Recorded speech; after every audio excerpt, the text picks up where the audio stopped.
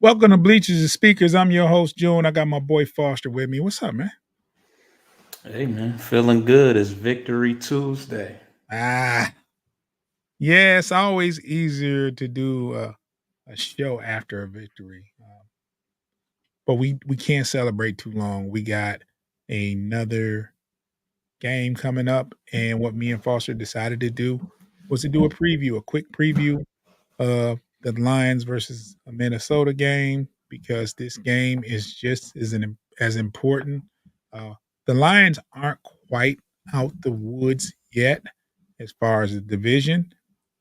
We have to at least split one of these games to be guaranteed uh, the division. And I'm talking about this game versus Minnesota or the game at home versus Minnesota. And I don't want to be the one to have to wait to the second game versus Minnesota to clinch. I want it over with. I want it the division one. So we're gonna break this down. We're gonna talk about Minnesota. And Foster, let me ask you, man, what are your concerns about this game? Because I know going into the Denver game, there were a bunch of glaring concerns. But watching them play versus Denver, I feel a little bit better. Feel a lot better. I was kind of skeptical myself. But how do you feel, Foss? My biggest concern is the passing attack. Honestly, Mullins. I watched the game, of course, but when I look at his numbers, he had a good game. He Yeah. only had 7 incompletions, 26 completions out of 33. He had 300 yards passing and 2 touchdowns, but he also had 2 interceptions. Right. Those few mistakes he made, ultimately did burn him. The one interception, I remember you telling me about it because I did miss this particular play where he was Mhm. falling down and he literally threw it off of the defender, and it just coincidentally ended up catching it with his chest. Like, It hit his chest, and he thought he was throwing it into the ground, and he went to the sideline like threw it away. I threw it away, and it was like, yeah, you threw it away, but you threw it into a defender's chest, and he caught it. right. And the other interception I did catch was in the red zone. I know Mhm. it was kind of in a crucial area. So those couple mistakes ended up hurting them when it's all said and done. But um, Addison had two. Addison had two receiving touchdowns. Justin Jefferson had a nice little bounce back game as well. So the passing attack is going to be on full display. I'm sure they're not a big running game. Well, no, I take that back. Ty Chandler, who I can't even say I know who that is, but he had 100 yards rushing as well. So Yeah. um, overall, I don't think the rushing attack is their primary, you know, their primary attack. But um, yeah, I am looking to see how the Lions line up against him and who is going to be going. If you got Justin Jefferson, we got to assume that's probably going to be the person that Cam is going to shadow. So with the carousel that is the outside cornerback on the other side, whether it be Vildor or Dorsey. Dorsey or possibly Jerry Jacobs as well. Somebody is going to have to contain him because uh, that's serious. Dude, Addison had 2 touchdowns, so that's my biggest concern more than anything. I think we continue to stop the run. We've done a great job of that all year. Mullins is not a running quarterback, so we don't have to worry about him getting loose in the secondary. And as far as the defense kind of got the Vikings defense kind of got torched. Browning had 300 yards passing, and Wait. So you mean to tell me that go ahead. this unstoppable defense got torched? Buy it back up. Um, So let me add context to this unstoppable defense. My good buddies over there at the Vikings affiliate, where we do the NFC North Division talks, he said that the Vikings defense was unstoppable. That's he what he said. did say that. He did say that. And he gave up 3 touchdowns in the fourth quarter and overtime. Right. Right. Yeah. Yeah. Yeah. Uh, they do have a good defense. They do have a good defense, and but I just they had no business losing that game to Cincinnati. They were winning. They were in control most of the game, and to give up those touchdowns in the fourth quarter and overtime is just it doesn't bode well. But at the same time, I'm not feeling sorry for them. Not.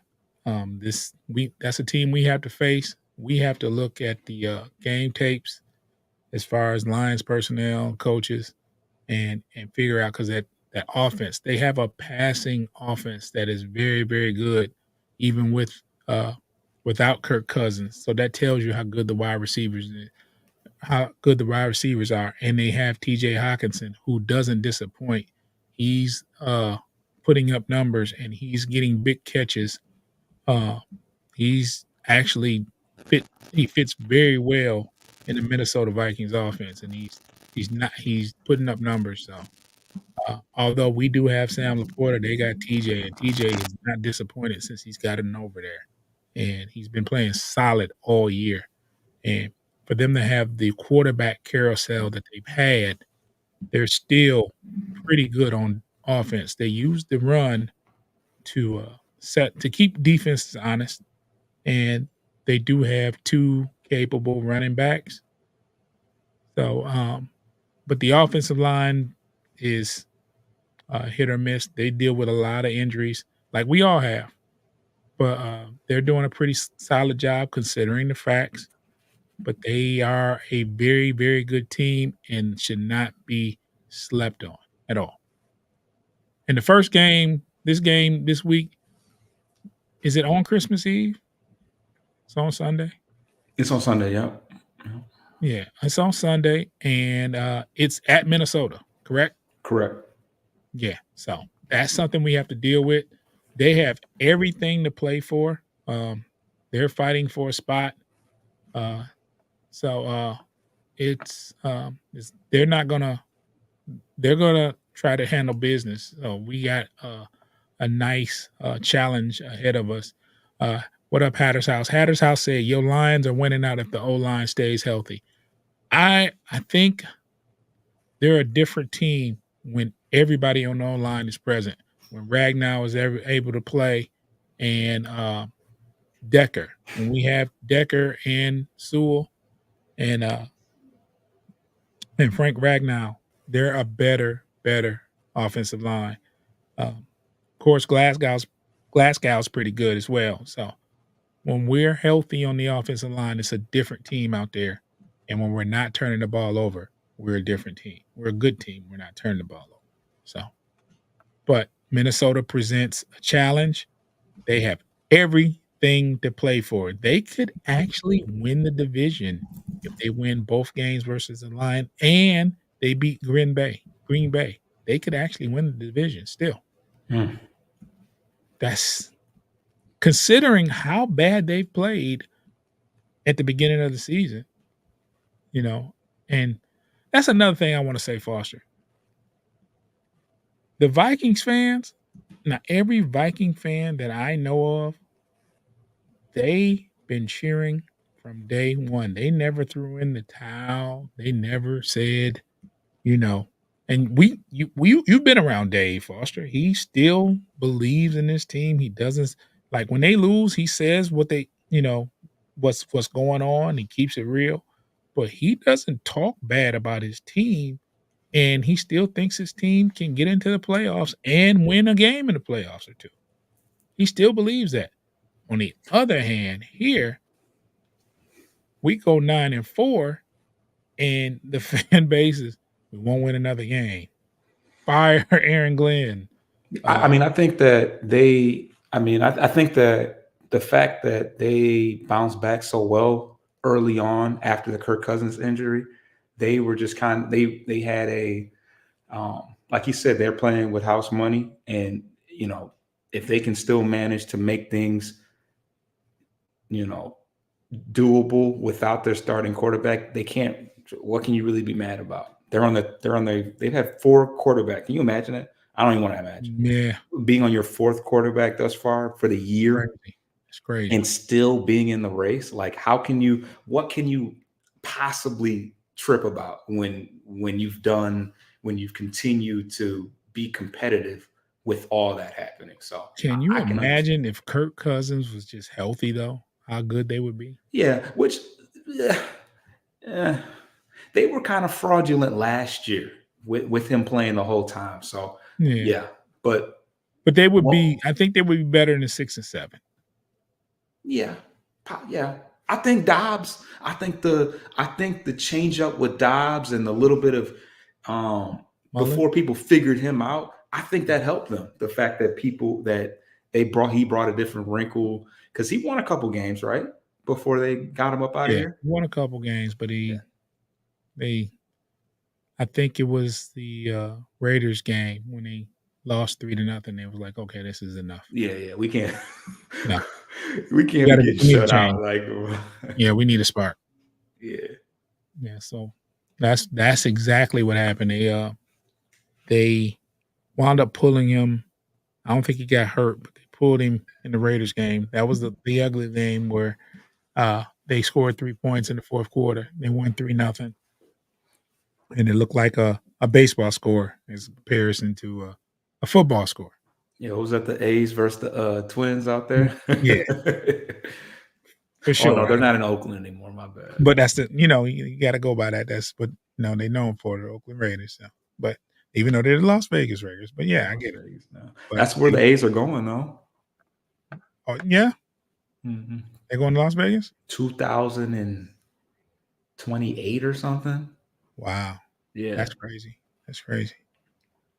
But yeah, I think, there's some keys to the game that I think the Lions can do to handle to win this game, and we'll talk about this, after the break.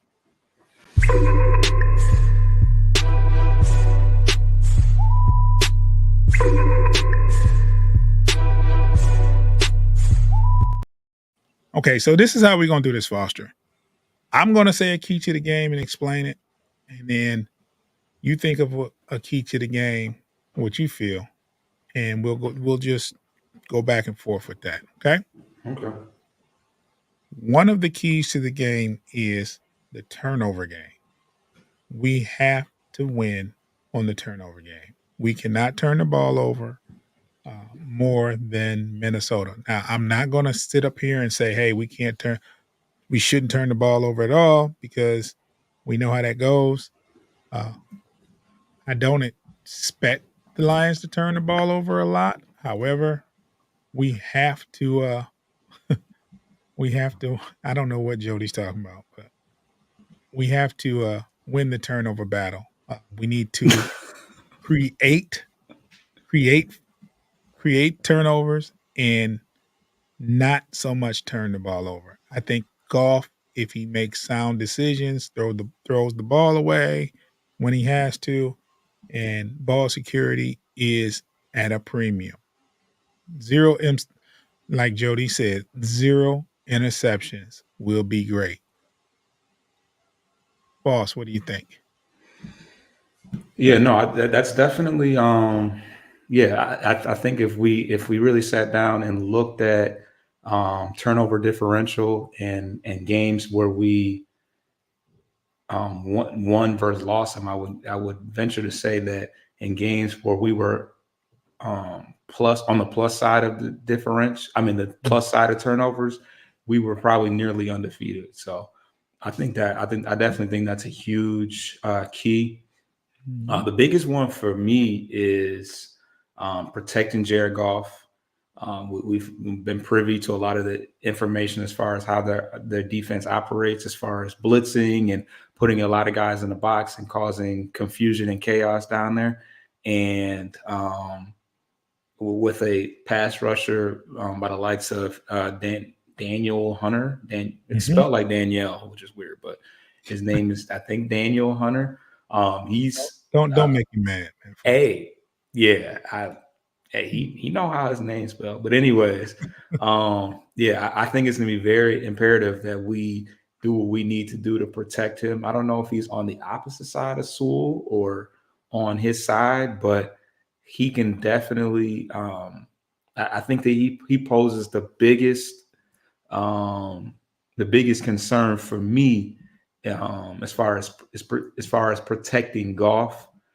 They also have guys like Harrison Smith, who's been there for a very long time, and Josh Metellus, who you're very familiar with, Mhm, because he attended Michigan, mhm. and also Byron Murphy as well. So they got some names on the defensive side. They rank 13th overall, which is pretty solid. They're fifth against the run, so they are very sound against the run, and they're 17th against the pass. So there's going to be some opportunities to make some plays down the field. And hopefully, with the amount of weapons that we had and the momentum that we're carrying from the Broncos game, where we put up 41 points, hopefully we can continue that effort. But protection is going to be the most important, I think. Yeah, I agree. I can't agree more. One point of emphasis and key to the game is I know you mentioned that the Vikings are number 5 against the run. Yeah. However, if we're able to be effective running the ball, that makes things for golf that much easier. This offense operates very well when we're able to work out of 2nd and 5, 2nd and 6, as opposed to 2nd and 8, Third and 12, or like 3rd and second and 12, 12. what they call staying on schedule, right? First down, you get 4 or 5 yards. And I think once that happens on a consistent basis, it opens up a lot of things with Laporta, with St. Brown, JMO, Gibbs out of the backfield. If Montgomery can get those tough yards, 4 or 5 yards, on a consistent basis. I know that's a tall order for an average, but keeping You know them how many honest. yards he averaged? Not to cut your wisdom, but you know how many yards Gibbs averaged in that last game How many? per rush? I want to say he averaged around 9, but I want to look it up. Just, yeah, 11 carries for 100 yards. So Yeah, what is that? Just under 10? yeah, Yeah, so about 9 yards. That yeah. is, if you can get if you can get, That doesn't happen on a regular though. no, and it couldn't. It's No. impossible. But if you could get anywhere near even half of that, I mean, five is pretty solid. Yeah, But if you could get like very good. 7 per carry, that you are just gouging, you're just nonstop gouging the defense, and Well, that if you just if you kills think us. about it, if you get 7 yards a carry, you're just gonna hand the ball off on 1st and 2nd down, and you Well, that's a and first down.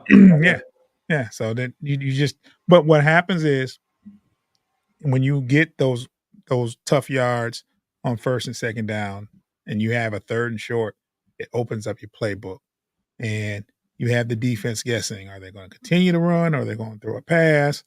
You want them to be guessing. You don't want them to have 3rd and 9 when they know you have to pass, and they just pin their ears back. Mm. And they pin their ears back, and they just prepare for the pass, so And with a team that likes to blitz like that, I feel like that hurts them to yeah, give up that amount of, it just opens things up, being able to run the ball. yeah. I don't think I think they could very well change their philosophy as far as blitzing because that plays right into the short passing game. Uh, You're right. St. Brown and Laporta, uh, Detroit's not known to to have 7-step drops and to throw deep. We don't we like the intermediate routes and stuff like that. So uh that plays in Detroit's favor. They're gonna have some coverage packages and stuff like that. And then if they're getting to the I don't know how good they are with the blitz or how good they are without blitzing getting to the quarterback, but they're gonna have to create pressure without blitzing so much because with JMO coming out of the backfield and you got Laporta and St. Brown running intermediate routes, it could be a disaster. It could be a long day for Minnesota. And that's why it's even more imperative to be able to slow down Daniel Hunter because he is their number one pass rusher. Yeah. So, and like I said, we have a pretty good offensive line when healthy. That offensive line looked great versus Denver, and Denver has a pretty good defense as well. I don't know what their defense is ranked, but they have a pretty good defense. And Hmm. at one point, it just didn't look that way. You know, it didn't look that good with the Lions' offense. I think they scored 5 touchdowns in a row, 5 possessions, and Yeah. so hey, that's deflating. That's I don't care what team you have. If you, you give up 5 touchdowns in a row, your defense is going It's to be like, when looking at does the each other. rain stop? Like, Yeah, yeah, like that's a lot. they're going to be looking at each other like, man, what are we doing? Did we kick any field goals? No, scores 42-17, Right. So we had 6 touchdowns. 6 touchdowns. Yeah. I didn't, I don't remember. Yeah. I didn't recall any. I don't think so. It was seven, 6 touchdowns, and they scored like they went like the first couple possessions without scoring, and then next thing you know, touchdown, touchdown, touchdown, Floodgates touchdown, opened up. half, touchdown, touchdown. You know, it's like back to back to back every possession, and that's what you want to see as far as efficiency. The Vikings have a lot to look forward tape wise and study because the Lions can do so many things. Like we can run the ball, we can we can throw over the middle. I mean, the one thing that we don't do well is throw the ball downfield. And when you have a blitzing defense like that, it doesn't bode well anyway. But I got a feeling though, Lions can lull you to sleep on offense. They'll get those safeties to cheat up and they'll get J Mo deep. They'll get behind the defense. Just got to get it to him Yeah. Early. Got to get early, them. I feel like you got to early. get them Not when you're involved in early, trouble. and it just opens everything up once they have to respect and um and honor the fact that we can open the top. I think the Lions get in trouble though when they have to play catch up. When they get it, let a team get ahead of them, and I'll give you the perfect game. Baltimore. It got to a point where you couldn't run the ball; you had to pass. And if you look at the second half stats, offensive, it was pretty good offensive half. It's just at that point you have to pass the ball. Can't run it because you're so behind. And they get in trouble when they allow a team to be ahead of them. That happened with the Bears, the first game. Um, it happened with the Green Bay in the second game. They let them get ahead double digits, and now you're playing catch up. And so, what what the Lions need to do is to make sure uh, they are staying within reach, if not leading the way, and or making them play catch up. One of the two, stay within striking distance. And I think this first game is going to be crazy. Um, and what's even crazier, it's on Christmas Eve, Foster. You got plans for Christmas? Oh yeah, I got family and I've definitely some obligations as far as holiday stuff. I'll be running. Obligations I'll be running means around. obligations means sales. Um, Money don't sleep, man. yeah, yeah. Yeah. We talking frontline apparel sales. Frontline. Of course, of course. Yeah. So, uh, so yeah, it couldn't be better. New Year, I mean Christmas Eve football. I can't remember the last time we had a a, a good Lions team playing on Christmas Eve. It only happens every couple, in the rotation of years. Yeah, but I'm saying like 7 years ago or whenever it was, the Lions weren't good like that. You know what I mean? They Yeah, might have yeah. been. That was 2016. They might have been. They might have been all right It around might that be, time. it might be, but, it's still gonna be a good weekend. It's Christmas weekend, get to watch football.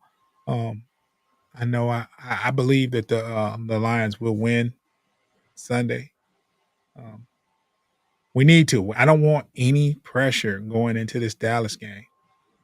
I don't want any pressure, and, if the Lions play good and win out, that changes a lot. Especially with the Eagles continuing to It stumble. changes a lot. Um, that means 13 and 4.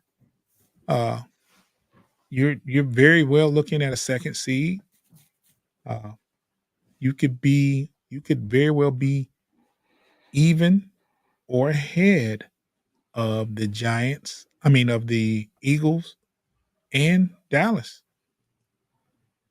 I don't think Frisco has two challenging games They left. have the Ravens, They have the Ravens and they have the Rams. Rams at the end of the I don't so know how difficult that game will be, but well, they play each other pretty competitively. yeah. So, that's never a given game, like, that's like a low-key rivalry right now in that division.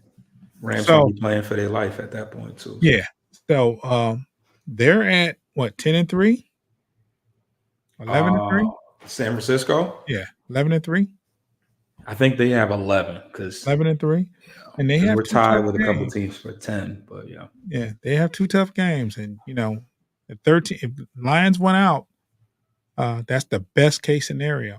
Now, worst case scenario is the Lions drop these last 3 and wild card, Yeah. something you don't want. No, man, Don't want no. that. Don't want that. I want a first round bye. That would be great. That'll give another, week to heal. Uh, and Foster, I'm looking for like, we're getting close to that time where will be back and Houston will be back. We're getting close to it. And I think in a couple of weeks, they'll both be back. And you saw what happens when we get that other pass rusher on the other side. Open things up, didn't it? It's a big difference. And it's just, I don't want to downplay him, but it's just Irvin. Like he's 36 years old. You know what I'm saying? Hasn't played much football, and he's making a difference on that other side. Now, statistically, it doesn't show, but the pressure that's coming from the other side, it's apparent, Mm-hmm. and it's changing things. So, uh, I agree, Jody. Jody said we're not losing all three. No, no, I don't think so. I think we win 2 out of the 3. Yeah. I think we win 2 out of 3. I think we win 2 out of 3. Uh, Regardless of what happens Sunday, I think we win 2 out of 3 because it's gonna be a must-win game. So, yeah. So, I think we're gonna win 2 out of 3, and I just believe those 2 would be against Minnesota. I just do. I think we're gonna win Sunday, and I think at home, last game of the season, we're gonna win. So, Foster, do you have anything you wanna say before we get out of here? You know, it's going to be a tough game. For sure. Um, Minnesota's got to feel like their back is against the wall. A win or a tie versus them clinches a playoff berth for us, so that's huge for us. But going into Minnesota with going into Minnesota is gonna be tough. It's gonna be tough. It'll be Like I real said, their tough. passing attack is top notch, seventh in the league. Um, and I just looked at Daniel Hunter's stats: 15 and a half sacks with 3 games left. That is a lot. I don't know how many A did lot. Strahan have because that was the. Wasn't it I'm sure he's nowhere 18? near the record, but Wasn't it 18? Is it just 18? Now I gotta look and see what the You sack gotta look record that used up. to I be. don't I know I think that. it's in the 20s though. But back then they played 16 games. It wasn't 17. Right. Mm. Um, it says 23 by Bruce Smith, but I could have sworn Yeah. Strahan broke it. Yeah, Strahan did break it. 22 and a half. Jody Okay. Jody Joe says, last thing I want to say is Laporta is the GOAT. Yes, Yeah. he is. Yeah. Yes, he is. How many did he have? straight hand? Two and 21? a, 22 and a half. Yeah. And that was in 16 games. And that was in 16 games. So, but 15 and a half is a lot of That's a lot. sacks. That's a lot. Yeah, Hutch has like 5. But anyways, anywho, He had 6.5. yeah, he got one. He got one. Was it last week or? Don't downplay Hutch, man. Hey, that's He went a anyway. long time without a sack, though. He went a really long time without a sack. But He at had a any drop. rate, it's going to be very imperative to slow him down. And you got to deal with Hawk. You got to deal with, if you don't think Hawk not about to try to, get off on us, that's you're sadly mistaken. So yeah, between Addison, Hawk, and Justin Jefferson, we got our hands full on the defensive side. So, but we're getting healthier on the defensive side. I feel like we've made some adjustments. You can say, I feel like Aaron Glenn, one of the adjustments that people, everybody's ranting and raving about iffy right now, but moving him in place of Tracy Walker was not the most obvious move to make. I mean, Tracy Walker hasn't had a terrible year, but we've seen what the impact has been. So I'm hoping that we can continue to get some pressure and be effective with our blitzing and try to squeak out a game in Minnesota. As much as I would love to say that we're going to just run through Minnesota, No. it's going to be tough to do, especially in Minnesota. So we know how the NFC North operates, has operated this year. It has not been easy, but I'm like 50. I'm like 50-50 on it, but I'm excited. I feel like there's definitely an opportunity for us to have a sigh of relief early on in the year and not have to worry about beating Minnesota at home or going to Dallas and beating them. But Dallas got smoked by Buffalo, so It was in Buffalo, though. we'll see. We'll see how. Yeah, it's in Buffalo, but we'll see how they bounce back from that, because between them and the Eagles, that's 2 tough ones right there. Yeah. All right. Well, we will be Foster. We got something to decide, though. Will we be here Christmas Eve for a show Christmas after the Eve game? show. Doing a recap? Yeah, probably. All right. We'll probably be back here to do a recap. What day is it? That's Sunday? Sunday.